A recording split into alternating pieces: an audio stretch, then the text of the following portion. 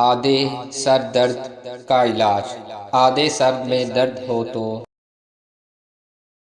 آدھے سر درد کا علاج۔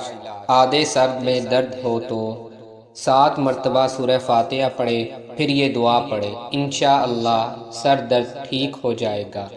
اگر مریض کو عام سر درد ہو تو سورہ فاتحہ پڑھے بغیر یہ دعا پڑھنے سے سر درد فوراً ٹھیک ہو جاتا ہے۔